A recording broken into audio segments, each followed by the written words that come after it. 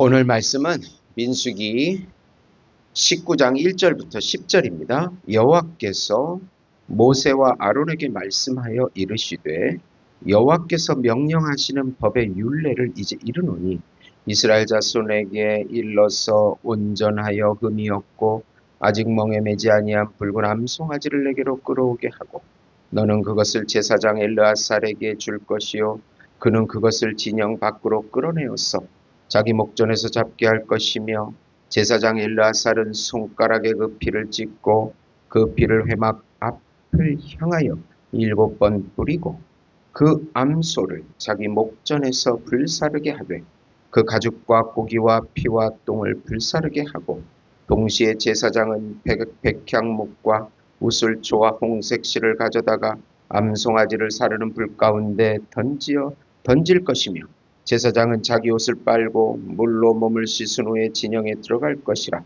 그는 저녁까지 부정하리라. 송아지를 불사른 자도 자기 옷을 물로 빨고 물로 그 몸을 씻을 것이라. 그도 저녁까지 부정하리라. 이에 정결한 자가 암송아지의 죄를 거두어 진영 밖 정한 곳에 둘지니 이것은 이스라엘 자손 회중을 위하여 간직하였다가 부정을 씻는 물을 위해 간직할지니 그것은 속죄제니라. 암송아지의 죄를 거둔 자도 자기 옷을 빨 것이며 저녁까지 부정하리라. 이는 이스라엘 자손과 그 중에 거류하는 외인에게 영원한 율례니라. 아멘. 예수님의 예표 붉은 암송아지라는 제목으로 은혜를 나누고자 합니다. 사랑하는 성도 여러분, 어느 날 한 교회 청년이 목사님께 이런 질문을 했습니다. 목사님, 왜 예수님이 피를 흘리셔야 했나요? 그냥 용서해 주시면 안 되나요? 목사님은 잠시 미소를 짓더니 이렇게 대답했습니다. 죄는 더럽힘을 가져오고 더럽혀진 것은 반드시 씻겨져야 하니 하나님은 깨끗하신 분이시기에 죄를 용서하시려면 정결하게 해야 하지. 그래서 피가 필요했던 거야. 이처럼 정결은 하나님과의 관계 회복의 핵심입니다.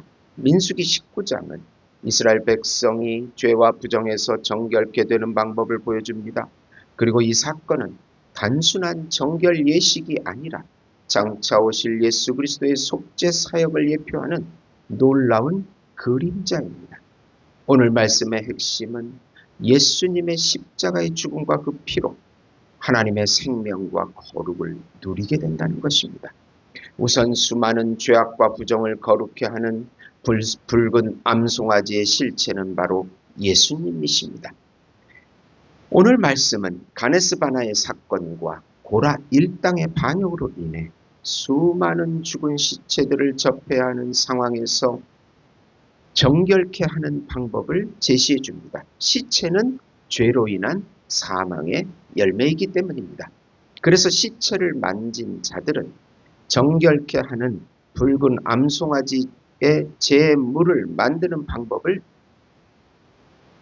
말씀하십니다.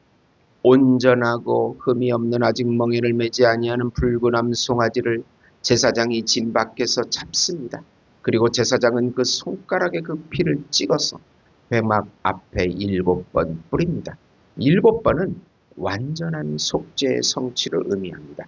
성막 안의 지성소에 하나님이 거하시기 때문에 피를 통한 간구입니다.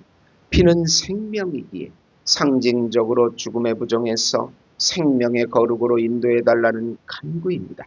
바로 예수님의 피를 통하여 하나님을 만나고 생명과 거룩을 얻게 된다는 의미입니다.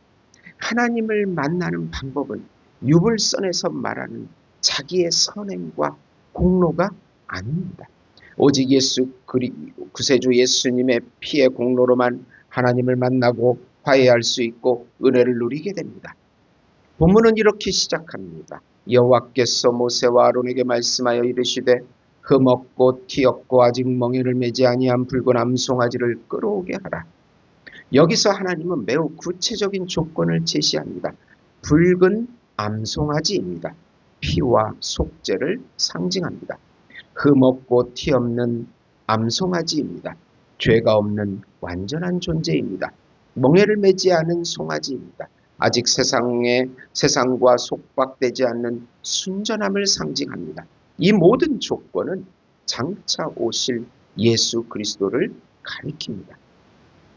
예수님은 죄가 없으신 하나님의 어린 양이요 세상의 멍에를 매지 않으셨으며 자신의 붉은 피로 세상을 정결케 하셨습니다. 한 유명한 화가가 어린 양의 그림을 그렸습니다. 사람들이 이 양이 왜 이렇게 눈에 슬픔이 담겨 있습니까? 라고 묻자 그 화가는 대답했습니다. 이 양은 아무 죄가 없는데 인간의 죄를 대신 지기 때문입니다. 그는 이 그림을 그릴 때마다 예수님을 생각했다고 합니다. 붉은 암송아지는 바로 innocent sacrifice, 무죄한 희생을 예표하고 있습니다. 또 그 송아지를 진영 밖으로 끌어내어 제사장이 그 앞에서 잡을 것이요 그 송아지를 자기 눈앞에서 불사를 지니, 여기서 또 중요한 단어가 진영 밖입니다. 붉은 암송아지는 진영 안에서 제물로 드려지지 않았습니다. 정한 죄를 정결케 하는 제사였기 때문입니다. 이것은 예수님의 십자가의 사역을 명확히 예표합니다. 히브리서 13장 12절에 이렇게 말합니다.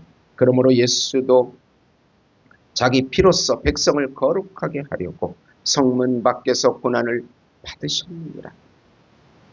예수님은 예루살렘 성문 밖, 곧 진영 밖인 골고다 언덕에서 십자가에 달리셨습니다. 그것은 저주의 장소요 부정한 자들이 버려지는 곳이었습니다. 그러나 그곳에서 예수님은 인류의 죄를 씻는 정결의 제물이 되셨습니다. 한 농부가 어린 양을 도살장으로 끌고 가야 했습니다. 그는 양의 머리를 쓰다듬며 이렇게 말했습니다. 내가 죄를 지었는데 내가 대신 죽는구나. 그는 눈물을 흘리며 그 양을 보냈습니다. 하나님 아버지도 독생자 예수님을 세상 죄를 위하여 내어주실 때 그와 같은 마음이 아니셨겠습니까? 붉은 암송아지가 불에 완전히 태워지듯 예수님은 십자가 위에서 완전히 자신을 내어주셨습니다. 그분의 희생이 우리를 정결케 합니다. 두 번째로 예수님의 행하신 완전한 대속의 효과를 누리는 것이 은혜입니다. 대제사장이 붉은 암송아지의 피를 성막을 향하여 7번 뿌린 후에 암소와 가죽과 고기와 피와 똥 모든 것을 불태웁니다. 이것은 예수님의 완전한 십자가의 대속을 의미합니다. 그리고 백향목을 같이 태우는데 향기롭고 잘 썩지 않으며 윤택이 풍부하며 수명이 아주 긴 나무입니다. 영원한 생명을 상징합니다. 그리고 담벼락과 바위 틈에 야생하는 풀로 식용과 약용으로도 사용되는 우술초도 같이 태웁니다. 우술초의 줄기는 정결 예식에 사용되며 치료와 회복을 상징합니다.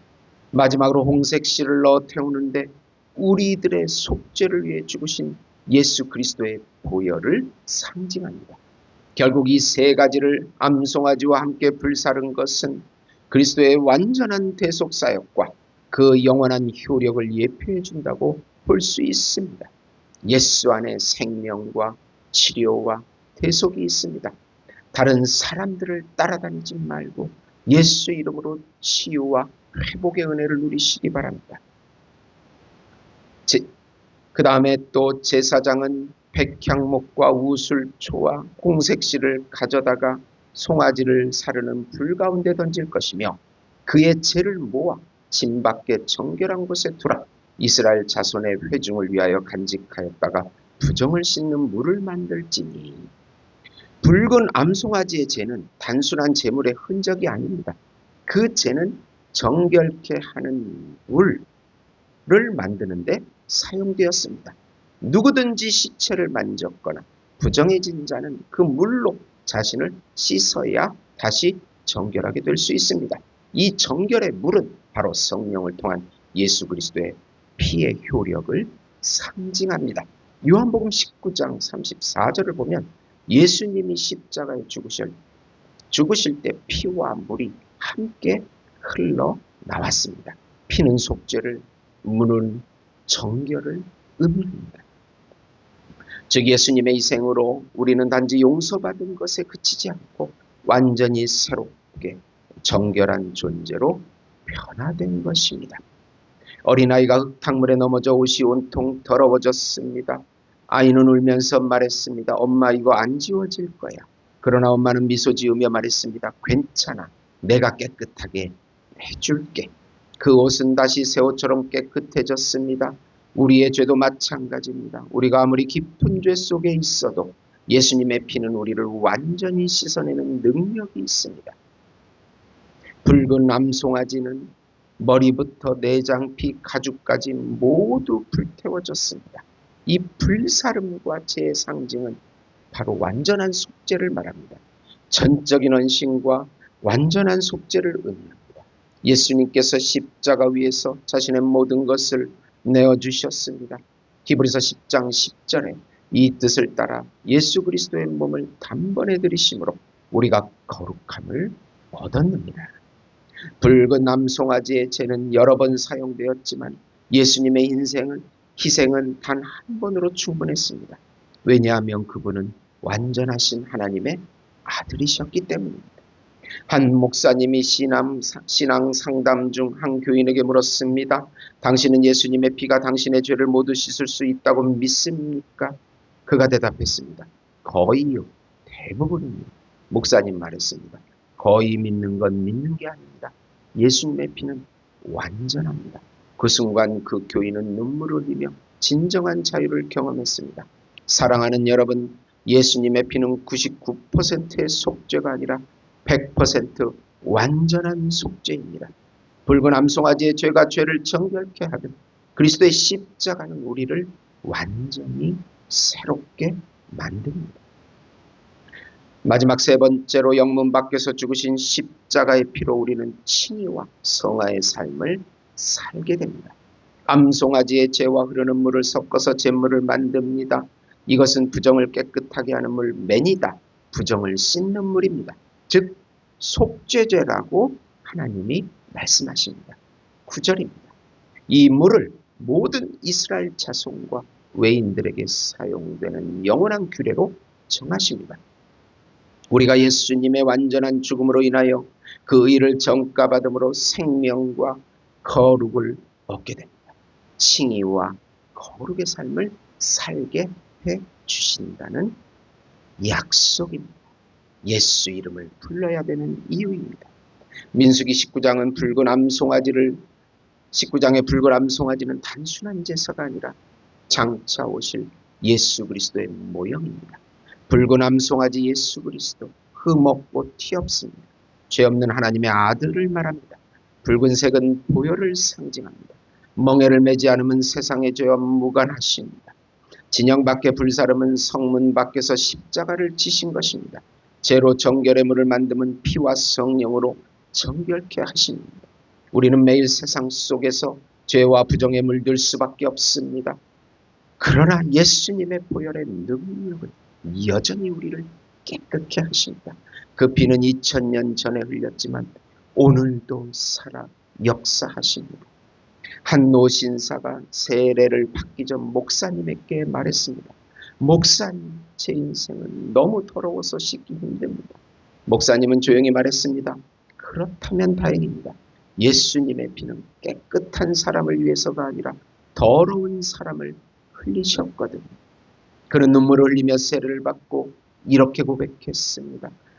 이제 나는 붉은 암송아지의 피, 예수의 피로 깨끗해졌습니다. 사랑하는 성도 여러분, 붉은 암송아지는 단지 과거의 제물이 아니라 복음의 그림자입니다. 그리스도의 피로 우리의 죄는 사함을 받고 성령의 물로 날마다 새롭게 정결해집니다. 고린도전서 6장 11절에 너희가 전에는 죄로 더러워졌으나 이제는 우리 주 예수 그리스도의 이름과 하나님의 성령 안에서 씻음과 거룩함과 의롭다 하심을 받았느니라. 오늘 이 말씀을 마음에 새기며 이렇게 고백합시다. 주여, 붉은 암송아지의 예표이신 예수님, 당신의 피로 저를 깨끗하게 하시고 당신의 성령의 물로 날마다 새롭게 해 주시옵소서. 기도하시겠습니다. 하나님 아버지, 예수님의 은혜로 우리에게 생명이 주어지고 거룩의 삶을 살게 하십니다. 날마다 예수 이름을 부르게 하시고 혼란스럽고 힘든 세상 속에서 우리의 빛이 되어 주셔서 우리를 인도해 주시옵시고 우리의 어려운 문제도 해결해 주시옵소서. 말라 예수 목장교회가 잘 건축되게 해 주시옵시고 그곳에 복음이 들어가서 그 민족이 변화되게 해주시고 저 북한 땅에 복음이 들어가서 속히 통일이 되게 해주셔서 우리 민족에게도 희년을 주시옵소서. 예수님의 이름으로 기도드립니다. 아멘.